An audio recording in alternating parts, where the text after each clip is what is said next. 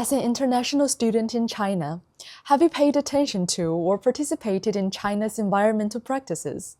What drew you to this area, and have you noticed any standout examples among Chinese youth that caught your attention? My interest in China's environmental issues actually began in a pretty unexpected way through my love for Chinese TV dramas. Back in 2021, before I even came to China, I was watching this series called The Rational Life. The show introduced me the concept of new energy vehicles, which was completely new to me at that time. That's probably when I first became curious about the China's approach to the environmental challenges. Since becoming an international student here from 2022, I've gotten involved into China's environmental activities, and I've noticed that some are really interesting examples. For example, I visited Beijing Guohua Hope Primary School with other young Chinese and international students for this New Energy, New Hope, New Future program that brings environmental education right into their schools. I've seen volunteer teams to go to rural areas, teaching villagers about waste sorting and sustainable farming, and even helping them making organic fertilizers from household waste. In cities, students set up niche exhibition booths in communities, using games and plays to raise awareness about pollution and eco-friendly transportation. I think it's really useful. And so many students use social media to share eco-living tips, like how to reduce plastic use or some other things. What strikes me most is how genuinely engaged young Chinese people are in these environmental issues. And it's not just something they see as a policy matter, they really care about it and want to be the part of this solution, to be involved into it. That genuine engagement you are describing is really compelling.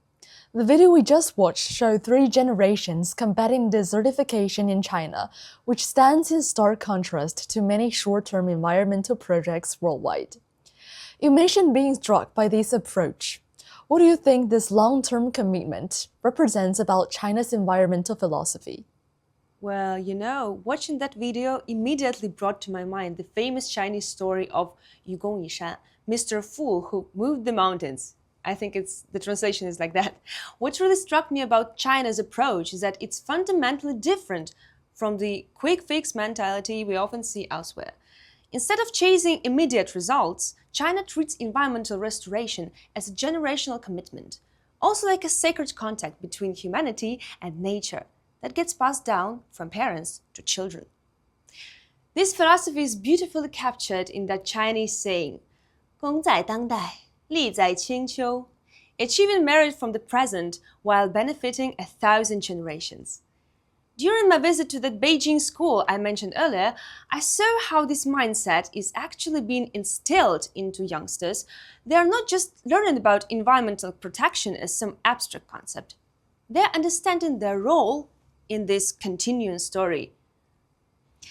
Chinese youth inherit this long-term commitment, but they also inject their own youthful vitality into it.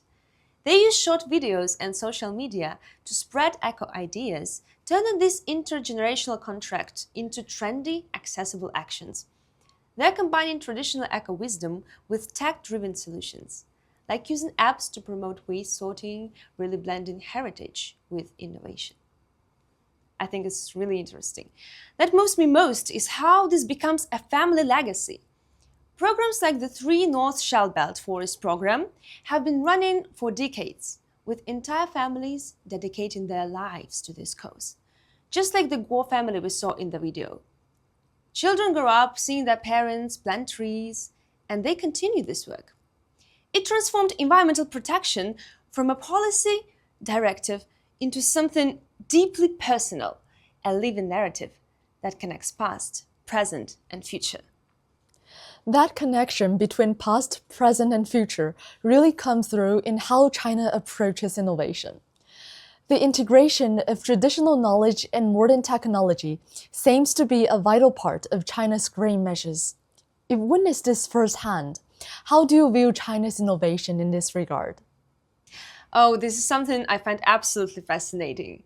In the Sanjiaoyuan area, seeing Dongzhou Qunpei empower women to use the traditional nomadic experience for ecological monitoring while uploading data via smartphones. This symbiosis of old and new was so impactful to witness. Chinese youth really excel at this kind of environmental innovation that combines ancient and modern approaches. I've seen rural young volunteers apply traditional water-saving ideas from ancient irrigation systems to design new rainwater harvesting projects. Then use apps to monitor the water levels. They are not just inheritors of this knowledge, they are innovators, turning old wisdom into practical, trendy solutions. This actually resonated with my experience at the opening ceremony of the 2025 Beijing Great Wall Culture Festival, where I learned about the Great Wall conservation and got to explore new green technologies for its maintenance. What's really impressive is how Chinese scientists have developed materials and methods for restoring the Great Wall to its authentic state while being environmentally conscious. One approach that really caught my attention involves the low-altitude economy, which has been such a hot topic this year. Now drones can inspect the Great Wall's condition from high altitudes, allowing for cutting-edge technology with minimal environmental impact. This shows how Chinese youth have this deep respect for heritage, but also this full embrace of innovation, making environmental protection something that is rooted in history, yet full of youthful creativity. Thank you so much.